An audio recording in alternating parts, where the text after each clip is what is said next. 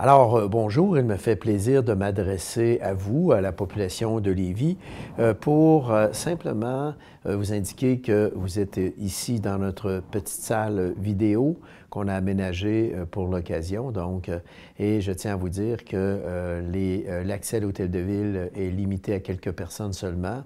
Donc, les lieux sont désinfectés régulièrement et on respecte bien sûr la distanciation. Alors donc, simplement pour vous informer que ça sert uniquement pour la diffusion des vidéos et la diffusion à distance aussi auprès des médias pour nos conférences de presse. Alors donc, on n'a pas le choix, ça prend un minimum d'équipement technique, mais sachez que nos déplacements sont limités. Donc, aujourd'hui, j'aimerais ça vous parler un petit peu des nouveaux moyens qu'on va déployer au cours des prochains jours, à partir de maintenant, pour assurer le respect, bien sûr, des consignes. Alors, je voudrais d'abord vous remercier pour votre excellente collaboration. Dans le respect rigoureux de ces consignes-là, justement, consignes qui sont émises par la Direction de la santé publique. Au cours des prochains jours, bien sûr, vous aurez l'occasion de profiter du beau temps, de faire le plein d'énergie à l'extérieur, mais j'insiste sur la nécessité de respecter à la lettre l'application des directives en vigueur, particulièrement en ce qui concerne la distanciation sociale qui doit être respectée en tout temps.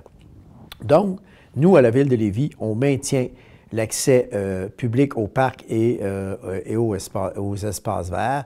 Donc, nos 170 parcs et espaces verts demeurent accessibles. Toutefois, on vous informe que l'utilisation des modules de jeu dans les parcs sera interdite pour des raisons sanitaires. Donc, on ne peut pas utiliser les modules de jeu dans les parcs. Effectivement, vous allez le comprendre, des raisons sanitaires. Et pour les parcs et espaces verts, on vous invite à privilégier les parcs de quartier d'abord, mais si vous voyez qu'il y a trop d'achalandage, utilisez nos grands parcs urbains. Il y a une carte sur notre site Internet qui localise donc nos grands parcs urbains. Le parcours des Anses, en passant le long du fleuve, on est en train de faire nettoyer la piste par notre machinerie, donc enlever la neige. Alors ça va être intéressant pour vous. Mais au fond, ce qui va compter pour nous dans le cours des prochains jours, des prochaines semaines, c'est la sécurité. Et c'est la raison pour laquelle, pour assurer la circulation des piétons, bien sûr, et maintenir l'ouverture de nos parcs et espaces verts, nous mettons de l'avant, à partir de maintenant, les mesures suivantes. D'abord, je vous informe qu'on crée une unité spéciale de 14 policiers qui vont venir en appui donc à l'ensemble des effectifs policiers, 24 heures sur 24, 7 jours par semaine. Qu'est-ce que ces policiers-là vont faire en ajout aux activités des patrouilles régulières qui vont déjà aussi être affectées au COVID-19? Alors, ce qu'ils vont faire tout simplement, c'est des interventions soutenues sur les interdictions de rassemblement, mais aussi des patrouilles policières visant à faire respecter le maintien d'une distance minimale extérieure, donc de 2 mètres entre les personnes. Je vais juste vous rappeler que tout rassemblement, c'est quoi? Les rassemblements interdits, c'est quoi? C'est 2 personnes ou plus. Dans le fond, c'est peu, vous allez me dire, mais 2 personnes ou plus, mais qui n'habitent pas dans la même résidence. Par exemple, si vous êtes 4 personnes d'une même famille qui habitent dans la même résidence, bien là, en fait, les policiers vont vous dire que tout est correct. Mais si vous n'habitez pas dans les mêmes endroits, alors ce qu'on veut faire, c'est que si vous prenez la peine de vous confiner dans votre résidence, mais que, exemple, tous les gens de votre rue se retrouvent en train de prendre une marche ensemble. Donc, le confinement n'a plus d'importance et on vient de diluer ce confinement-là. Donc, faites bien attention.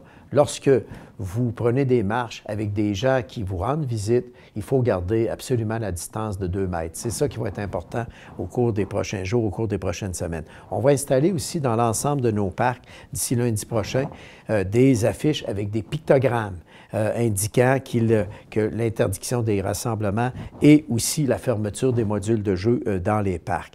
Alors donc, nous allons également intervenir pour contrôler les rassemblements intérieurs et extérieurs.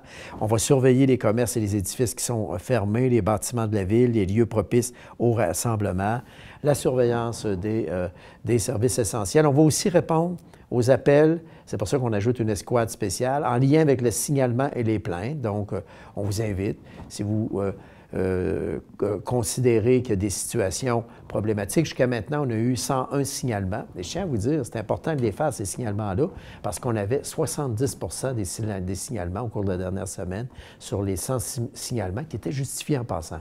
Donc, c'est important de continuer à nous faire des signalements.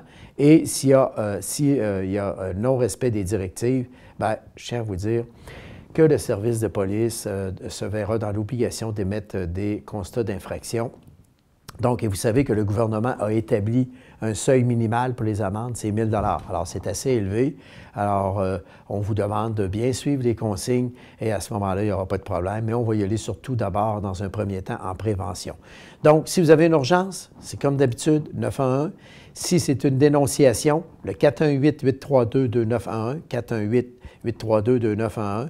Pour signaler un vol, un méfait ou les autres formes d'infraction, on vous demande de préférence de compléter le rapport d'événement sur notre site Internet, ce qui faciliterait le travail de nos policiers. Donc, ça serait drôlement apprécié. Un petit mot sur les résidences privées pour personnes aînées. La bonne nouvelle, c'est que notre service de police est en communication avec nos 34 résidences privées pour personnes aînées sur notre territoire. C'est 2911 résidents. Alors donc, ça va bon train. Donc, ce que notre service de police s'assure, c'est si les résidences privées pour personnes aînées sont en mesure d'appliquer les directives touchant à la santé publique. Et s'il y a une problématique, nous allons faire rapport à la santé publique. Alors, sachez que déjà nos policiers sont proactifs. On a mis aussi une ligne de communication pour briser l'isolement chez les gens, parce que vous savez que dans notre société aujourd'hui, il y a de plus en plus de gens qui vivent seuls, jeunes et moins jeunes en passant. Et c'est la raison pour laquelle notre service à la clientèle, donc sur une base volontaire, en plus de prendre des appels des citoyens, elles offrent la possibilité d'offrir un service de communication avec les citoyens qui le souhaitent au moins une fois par semaine. Alors, vous pouvez communiquer avec les agents du service à la clientèle au 418-839-2002, 418-839-2002. Alors, et il leur fera plaisir d'essayer de vous aider, de vous accompagner et au besoin de vous référer aux quelques 40 organismes communautaires dans notre milieu de vie qu'on a reconnus pour donner des services essentiels. Donc, en terminant, je vais vous parler de nos entreprises. Je vais avoir un bon mot pour nos entreprises lévisiennes. Vous savez qu'on est en contact avec eux. On a rejoint 2000 entreprises par téléphone à Lévis. Et je peux vous dire que la situation est difficile. Alors, simplement pour vous donner une idée, là, pour l'ensemble de la ville, là, juste entre la période du 1er au 19 mars, avant même qu'on déclenche, que le gouvernement déclenche la fermeture des commerces et des industries, alors on avait déjà perdu 30 000 emplois sur l'ensemble du territoire de la ville de Lévis. Donc, c'est quand même énorme l'impact. Alors, donc, c'est la raison pour laquelle on a mis en place des mesures d'aide de prêt à nos entreprises pour de petits montants, surtout pour aider les plus petits commerçants. Alors, on vous invite à continuer à encourager nos commerçants locaux. Bien sûr, c'est ce qu'on fait, nous, au quotidien également. Soyez prudents dans vos sorties. Respectez les consignes de rassemblement, la distanciation.